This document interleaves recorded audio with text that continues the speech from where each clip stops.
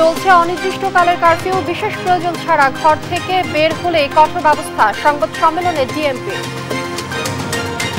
এক দফা দাবিতে দেশজুড়ে অসহযোগ আন্দোলন, সিরাজগঞ্জে থানায় হামলা, ১৩ পুলিশ সদস্য সহ ১৭ জেলায় প্রাণ গেল ৮৯ জন। আজ থেকে ৩ দিনের সাধারণ ছুটি, সুপ্রিম কোর্ট সহ দেশের সব আদালত বন্ধ, খুলবে না ব্যাংক সহ কোনো আর্থিক প্রতিষ্ঠান। আন্দোলনের নামে এখনো যারা নাশকতা করছে তারা ছাত্র নয়, সন্ত্রাসী, বললেন প্রধানমন্ত্রী। দেশবাসীকে রুখে দাঁড়ানোর আহ্বান। এবং গাজায় ২ আশ্রয় শিবিরে ইসরায়েলি হামলায় নিহত আরও ৩০ ফিলিস্তিনি, খাবার ও পানি সংকটে মানবিক বিপর্যয়ের মুখে গাজাবাসী।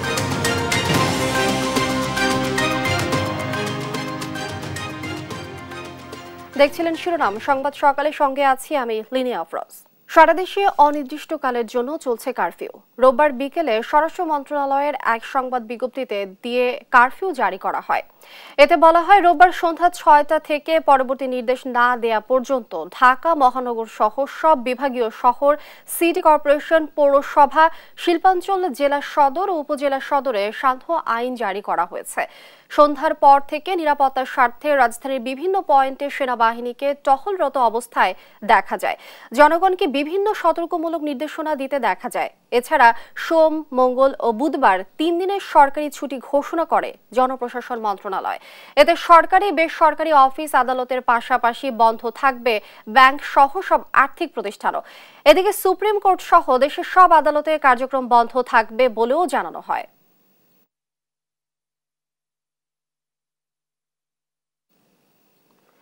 সরকারি পদত্যাগের এক দফা দাবিতে অসহযোগ আন্দোলনের প্রথম দিনে রণক্ষেত্রে পরিণত হয় সারা দেশ। আন্দোলনকারী পুলিশ ও আওয়ামী লীগ যুবলীগের ত্রিমুখী সংঘর্ষের ঘটনা ঘটে। এতে বিভিন্ন জেলায় মারা গেছেন অন্তত ৭৪ জন, আহত হয়েছেন কয়েকশো মানুষ। বিভিন্ন জেলায় আওয়ামী লীগ নেতাকর্মীদের বাড়ি ঘর ভাঙচুর করা হয়। সহকর্মীদের পাঠানো তথ্যচিত্রে আপন অপর ডেস্ক রিপোর্ট। অসহযোগ কর্মসূচিতে সারা দেশে রাজপথে নামে বৈষম্য বিরোধী আন্দোলনকারীরা। এতে বিভিন্ন স্থানে সংঘর্ষ, হত্যা, অগ্নিসংযোগ ও ভাঙচুরের ঘটনা ঘটে। সিরাজগঞ্জ সদর ও রায়গঞ্জের সংঘর্ষে ৭ জনের মৃত্যু হয়। রায়গঞ্জের ধানগড়া এলাকায় আওয়ামী লীগ কার্যালয়ে হামলা চালায় আন্দোলনকারীরা। নরসিংদীর মাধবদীতে আন্দোলনকারীদের হামলায় ইউপি চেয়ারম্যান সহ আওয়ামী লীগের ৬ নেতা নিহত হয়েছেন। গুলিবিদ্ধ হন ৪ আন্দোলনকারী। বেলা ১২টার দিকে ঢাকা সিলেট মহাসড়কের মাধবদী বাস স্ট্যান্ড এলাকায় সংঘর্ষ হয়। এক পর্যায়ে আন্দোলনকারীরা মাধবদী বড় মসজিদের ভিতর অবস্থান নেওয়া আওয়ামী লীগের নেতাকর্মীদের উপর হামলা চালালে ইউপি চেয়ারম্যান সহ ৬ জনের মৃত্যু হয়। দুপুরে ঢাকা চট্টগ্রাম মহাসড়কের মহিপাল এলাকায় আন্দোলনকারীদের সাথে সংঘর্ষ হয়। এতে নিহত হন ৭ জন, আহত হয়েছেন শতাধিক। বগুড়ায় আন্দোলনকারীদের সাথে পুলিশের সংঘর্ষে ৪ জন নিহত হয়। জয়পুরহাটেও ব্যাপক সংঘর্ষ হয়। এ সময় মৃত্যু হয় মেহেদী হাসান নামে এক আন্দোলনকারীর। তাদের হামলায় জয়পুরহাট ১ আসনের সংসদ সদস্য শামসুল আলম দুদু সহ অন্তত ৫০ জন আহত হয়। দিনাজপুরে হুইপ ইকবালুর রহিমের বাসায় হামলা চালায় দুর্বৃত্তরা। সন্ধ্যায় কুষ্টিয়ায় আওয়ামী লীগ যুগ্ম সাধারণ সম্পাদক মাহবুবুল আলম হানিফের বাসায় হামলার ঘটনা ঘটে। আজও রণক্ষেত্রে পরিণত হয় কুমিল্লা। ঢাকা চট্টগ্রাম মহাসড়ক সহ জেলার বিভিন্ন এলাকায় পুলিশ ও ইউএনওর গাড়ি সহ বেশ কয়েকটি যানবাহনে অগ্নিসংযোগ ও ভাঙচুর করে আন্দোলনকারীরা। এছাড়া ব্রাহ্মণপাড়া উপজেলা নির্বাহী কর্মকর্তার গাড়ি ভাঙচুর করে আন্দোলনকারীরা। পরে আওয়ামী লীগের সাথে সংঘর্ষের সময় রুবেল নামের এক পথচারীর মৃত্যু হয়। এছাড়া লক্ষ্মীপুরে ৭ জন, রংপুরে ৪ জন, মুন্সিগঞ্জে ৩, ভোলায় ১, বরিশালে ১, কিশোরগঞ্জে ৩ ও পাবনায় ৩ জনের মৃত্যু হয়। আপন অপু, নিউজ ডেস্ক, দেশ টিভি। সিরাজগঞ্জের এনায়েতপুর থানায় ঢুকে ১৩ পুলিশ সদস্যকে হত্যা করেছে সন্ত্রাসীরা। রোববার সন্ধ্যায় পুলিশ সদর থেকে এ তথ্য নিশ্চিত করা হয়। হামলার পর সন্ত্রাসীরা আগুন লাগিয়ে দেয় থানায়। এদিকে পুলিশের রাজশাহী রেঞ্জের অতিরিক্ত উপমহাপরিদর্শক বিজয় বসাক জানান, আইনশৃঙ্খলা রক্ষাকারী বাহিনী ঘটনাস্থলে গিয়ে ৮টি মরদেহ স্তূপ করা অবস্থায় পান। বেশ কয়েকটি মরদেহ পান পুকুরে। এখনো নিখোঁজ বেশ কয়েকজন পুলিশ সদস্য।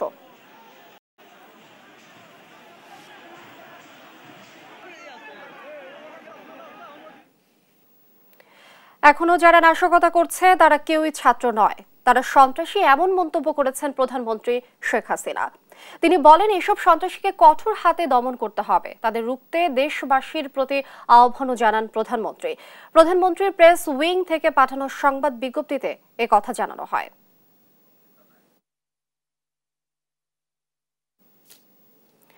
সরকারি পদত্যাগের এক দফা দাবির প্রতিবাদে রাজপথে অবস্থান নেয় আওয়ামী লীগ ও এর বিভিন্ন সহযোগী সংগঠন। রোববার সকাল থেকে বিভিন্ন সড়কের মোড়ে মোড়ে অবস্থান নিয়ে সরকারের পক্ষে বিভিন্ন স্লোগান দিতে থাকেন তারা। নেতারা অভিযোগ করেন, দেশে চলমান সহিংসতায় জামাত, শিবির, বিএনপির কূটকৌশল কাজ করছে। বিস্তারিত আলিমুজ্জামান সাফওয়ানের রিপোর্ট। কোটা আন্দোলনকারীদের এক দফা দাবির প্রতিবাদে সকাল থেকে ঢাকার রাজপথে সরব ক্ষমতাসীন দলের নেতাকর্মীরা। বিক্ষোভ মিছিল ও মোড়ে মোড়ে অবস্থান নেয় আওয়ামী লীগ, ছাত্রলীগ ও যুবলীগের নেতাকর্মীরা। রাসেল স্কোয়ারে মিছিল করে স্বেচ্ছাসেবক লীগ। নেতাকর্মীরা এক দফার বিরুদ্ধে স্লোগান দেয়।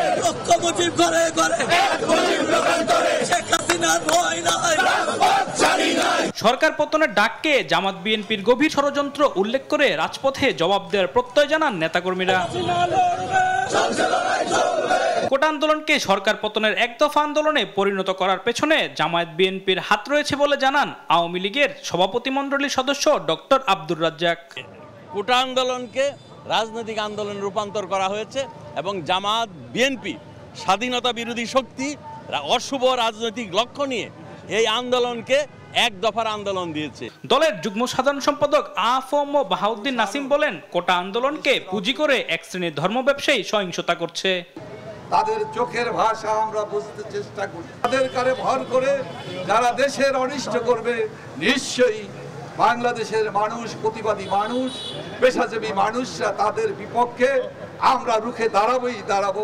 বিএনপি জামাতের সন্ত্রাস ও নৈরাজ্যের প্রতিবাদে মানববন্ধন করেছে বঙ্গবন্ধু সাংস্কৃতিক জোট। বক্তারা বলেন, কোটা সংস্কার হয়ে গেছে, এখন আন্দোলনের কোনো প্রয়োজন নেই। ছাত্রদের বিপক্ষে তো আমরা নই। আমরা চাচ্ছি আমাদের ছাত্ররা আমাদের সন্তান সমতুল্য। আমরা চাচ্ছি যে ওরা ঘরে ফিরে যাক। ওদের অভিভাবকদেরকে আমরা অনুরোধ করব, ওদের শিক্ষকদেরকে আমরা অনুরোধ করব, ওনারা যেন ছাত্রদের সাথে বসেন এবং বসে ওনাদেরকে বোঝান এবং টোটাল বিষয়টা যেন ওনাদের কাছে ক্লিয়ার করে। কারণ ওনাদের দাবি দেওয়া কোটা আন্দোলনের যে দাবিটা ছিল তা তো অলরেডি আমাদের মাননীয় প্রধানমন্ত্রী গ্রহণ করেছেন। এছাড়া ধানমন্ডি, খামারবাড়ি, মিরপুর সহ বিভিন্ন পয়েন্টে অবস্থান নিয়েছে ক্ষমতাসীন দলের নেতাকর্মীরা। আলিমুজ্জামান সাফওয়ান, দেশ টিভি, ঢাকা। দেখছেন সংবাদ সকাল। সময় পেরিয়ে গেলেও শেষ হয়নি চুয়াডাঙ্গা মাখালডাঙ্গা সড়ক নির্মাণ কাজ। ঠিকাদারদের বিরুদ্ধে উঠেছে ব্যাপক অনিয়মের অভিযোগ। নিম্নমানের বিটুমিন ও ইটের খোয়া সহ ব্যবহার করায় ক্ষুব্ধ স্থানীয়রা। তারা বলছেন, নিম্নমানের কাজ নিয়ে প্রশ্ন তুললে দেখাচ্ছেন ভয়ভীতি। খায়রুজ্জামান সেতুর তথ্য ছবিতে আরো জানাচ্ছেন আপন অপু। চিত্রে ডেস্ক রিপোর্ট। 3000 মিটার এই সড়কটির নির্মাণ কাজের দায়িত্ব পায় ফিজা এন্টারপ্রাইজ।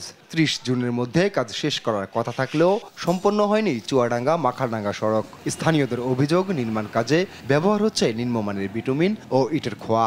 খোয়া সব দেখা যাচ্ছে, বুঝেছেন? মানে পিচ তো নেই, সব খোয়া দেখা যাচ্ছে। মানে আগে ছাড়া সব নর্মাল। রাস্তা আগের চেয়ে চিকন হয়েছে, তারপরে আপনার জায়গায় জায়গায় নিচু হয়েছে, আপনার পাথর দিনে যা পানি বাঁধছে। রাস্তার কাজ করে বিভিন্ন সাইডে 3 নম্বর ইট বা পুরাতন ইট দিয়ে কাজ করতেছিল। বিভিন্ন অনিয়মের কারণে স্থানীয়দের তোপের মুখে এক পর্যায়ে কাজ বন্ধ করে দেয় ঠিকাদার। এরপরও নিম্নমানের সামগ্রী ব্যবহার করেই চলছে কাজ। স্থানীয়দের ভয়ভীতি দেখানোর অভিযোগ। তারা চাঁদাবাজ হিসেবেও অনেককে হুমকি দিয়েছে যে তোমাদের চাঁদাবাজি মামলা দেবো, হ্যান তেন। সেক্ষেত্রে সাধারণ মানুষজন আর রিস্ক নেয় না, যে কোনো জায়গায় খারাপ কিছু হলে ওরা চুপ করে থাকে। এদিকে দিনের পর দিন নির্মাণ সামগ্রী ফেলে রাখায় শিশু কিশোরদের ব্যবহার অনুপযোগী হয়ে পড়েছে বেলগাছি খেলার মাঠ। এমন একটা অবস্থা করে রাখছে যে খেলার মতন অবস্থা নাই। তো ওনাকে আজ 1 সপ্তাহ ধরে জানানো হচ্ছে যে আমাদের ফিল্ডটা ঠিক করে দেওয়ার জন্য বা মাঠটা ঠিক করে দেওয়ার জন্য। এতে ওনাদের কোনো তদারুপই না। এত সব অভিযোগ অস্বীকার করছেন উপজেলা প্রকৌশলী। তার দাবি, নিয়ম মেনেই কাজ করছে ঠিকাদার। 3 কিলো 800 মিটার লেন এই রাস্তার কাজ আমরা করতেছি প্রায় 15 দিন ধরে। কাজের মান ভালো হচ্ছে। আমরা সবসময় চেষ্টা করতেছি কাজের যেন স্পেসিফিকেশন মতো হয় এবং সেভাবে কাজ হচ্ছে, কাজে কোনো ত্রুটি নেই। এই সড়ক নির্মাণে ব্যয় হচ্ছে 1.5 কোটিরও বেশি টাকা। নিউজ ডেস্ক, দেশ টিভি। চলমান অস্থিরতায় ব্যাংক খোলা থাকলেও গ্রাহক উপস্থিতি অনেকটাই কম। টাকা জমার চেয়ে উত্তোলনই বেশি হচ্ছে। অনেকটা স্থবির আমদানি রপ্তানি, বন্দরে পণ্য খালাস করতে না পারায় ঢাকায় আসছে না কাঁচামাল। শেয়ার বাজারেও পড়েছে চলমান পরিস্থিতির প্রভাব। বিস্তারিত ইফতেখার রেজার রিপোর্টে। দেশের চলমান পরিস্থিতিতে অনেকটাই ফাঁকা মতিঝিল ব্যাংক পাড়া। সড়কে নেই ব্যাংকে সেবা নিতে আসা মানুষের ভিড়। সকাল থেকেই সব শাখা খোলা থাকলেও লেনদেনে আসে অল্প সংখ্যক মানুষ। গ্রাহকরা জানান জরুরি প্রয়োজনেই ব্যাংকে আসতে হচ্ছে। টাকা মাছ তুলতে হবে আজকে, সেই জন্য আমি ঘর ভাড়া দিতে হবে, দিতে অন্য বাজার করতে হবে, সেই জন্য বাধ্য হয়ে আমাকে আসতে হয়েছে ব্যাংকে। টাকা তো মৌলিক বিষয়, এটা আমাদের টাকা না হলে কোনো রকম লেনদেন সম্ভব না, বা সেজন্য এই বিষয়টা খুবই জরুরি, ব্যাংকে আসা লাগবে। সোনালী ব্যাংকের মতিঝিল শাখার ব্যবস্থাপক বলছেন, গ্রাহকরা টাকা জমার চেয়ে উত্তোলন করছে বেশি। চলমান পরিস্থিতিতে ব্যাংকের নিরাপত্তা বাড়ানোর কথাও জানান তিনি। সপ্তাহের শুরুর দিনে মানে প্রথম কর্মদিবসে আমরা সাধারণত যে ধরনের গ্রাহক উপস্থিতি লক্ষ্য করি, আজকের থেকে মনে হচ্ছে তার থেকে একটু উপস্থিতি একটু কম। আর যারা এসছেন তাদের মধ্যে বেশিরভাগই টাকা উত্তোলনের একটা প্রবণতা আমরা দেখেছি। সার্বিক পরিস্থিতির কারণে আমাদের নিরাপত্তা ব্যবস্থা জোরদার করা হয়েছে। শেয়ার বাজারেও পড়েছে অস্থিরতার প্রভাব। বাজার সংশ্লিষ্টরা জানান, এমন পরিস্থিতি কাম্য নয়। তো অনেক প্রত্যাশা নিয়েছিলাম যে রোববার থেকে আরো ভালো দেখব। দুর্ভাগ্যবশত আমরা আজকে উল্টোটা দেখছি। সকালবেলায় আমরা দেখছি যে মার্কেটে একটা নেতিবাচক প্রভাব, এবং সেটা এখন পর্যন্ত বলবৎ আছে। সেটার কারণ হলো যে মানুষের মধ্যে একটু হতাশা তৈরি হয়েছে সার্বিক পরিস্থিতি নিয়ে, যার কারণে এখন বাজারে অংশগ্রহণ অনেক কমে গেছে আজকে, এবং এটা হওয়াটাই কিন্তু স্বাভাবিক। দেখেন আজকে রাস্তাঘাটে লোকজন নেই, মানুষের মধ্যে একটা দুশ্চিন্তা বা হতাশা তৈরি হচ্ছে, কি হইতে যাচ্ছে, কি হচ্ছে।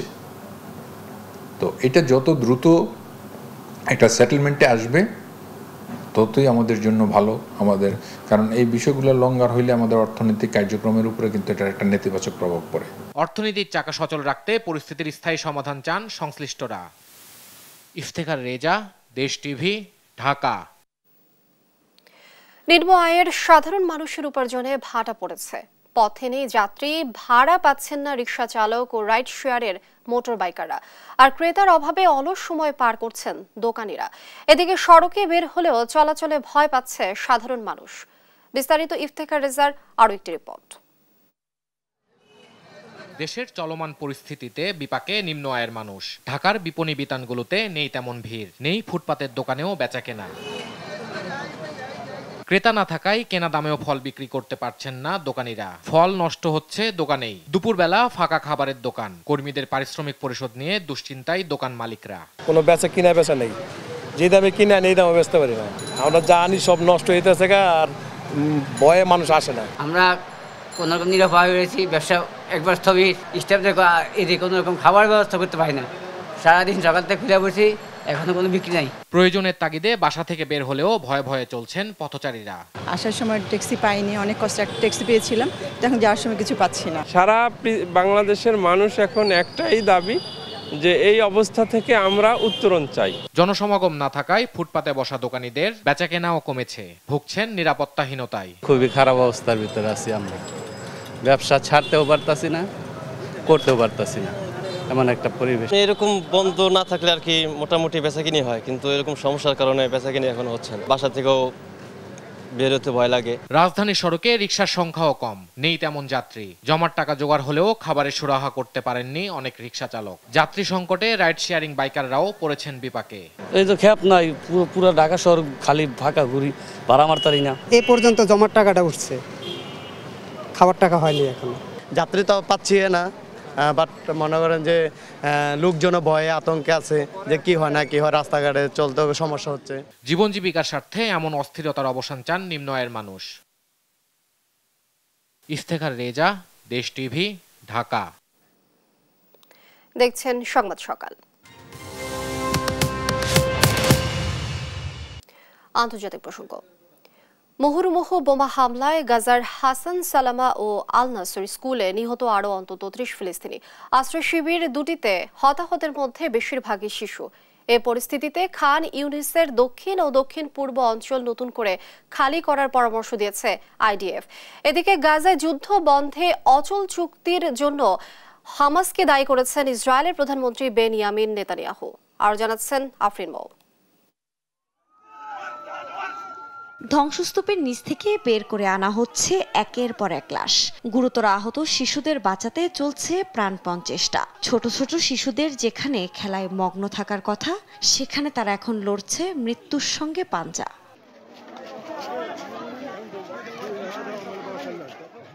এ দৃশ্য এখন গাজার প্রায় সব অঞ্চলের। রোববারও গাজার শহরের হাসান সালামা ও আল নাসর স্কুলে ভয়াবহ বোমা হামলা চালায় ইসরায়েলি বাহিনী, যেখানে প্রাণে বাঁচতে আশ্রয় নিয়েছিলেন নিরীহ ফিলিস্তিনিরা, কিন্তু শেষ রক্ষা হয়নি।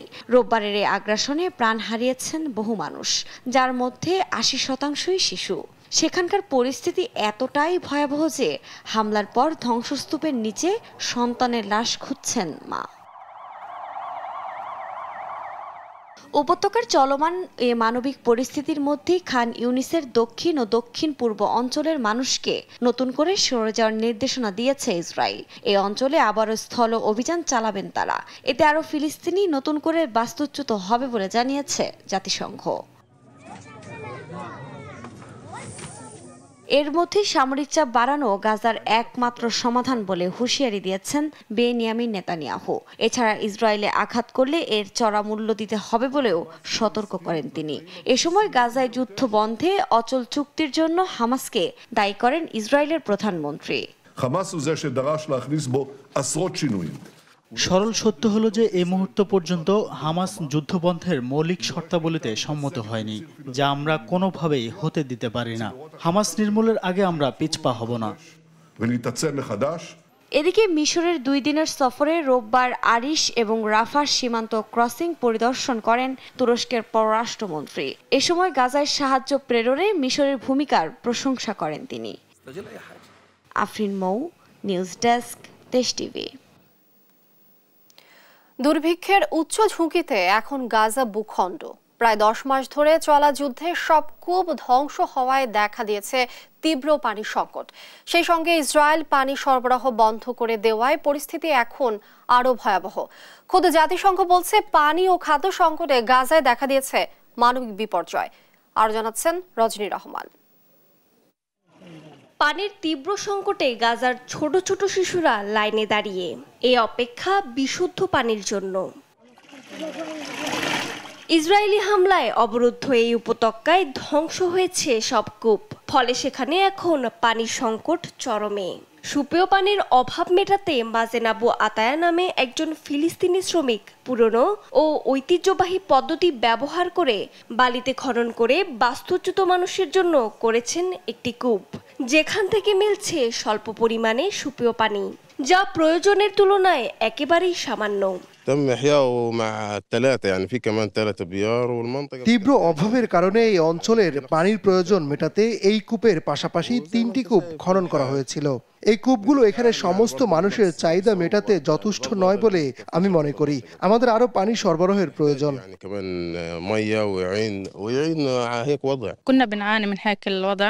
আমরা কঠিন অবস্থার মধ্যে আছি।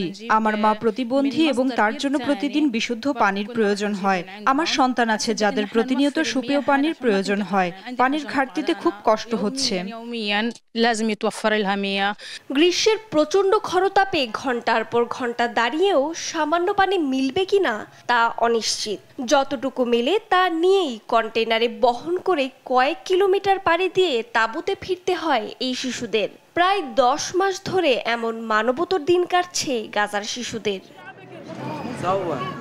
প্রায় 10 মাস ধরে সেখানে চলছে সংঘাত, আর ইসরায়েলের ক্রমাগত হামলায় ফিলিস্তিনিদের কাছে ত্রাণ সহায়তাও পৌঁছানো সম্ভব হচ্ছে না। এ সময়ে তাদের পাশে দাঁড়াতে মাত্র কয়েকবার গাজায় অনুমতি পেয়েছে ত্রাণবাহী গাড়ি। ত্রাণ সংকটে ও টানা হামলায় এখন ভয়াবহ মানবিক বিপর্যয়ের মুখে এই উপত্যকা। ছোট ছোট শিশুরা খাবারের অভাবে এবং তীব্র পুষ্টিহীনতায় মারা যাচ্ছে। দেখা দিয়েছে ডায়রিয়া, ডিহাইড্রেশন সহ অন্ত্রের নানা রকম রোগ। রজনী রহমান, নিউজ ডেস্ক, দেশ টিভি। দেখছেন সংবাদ সকাল।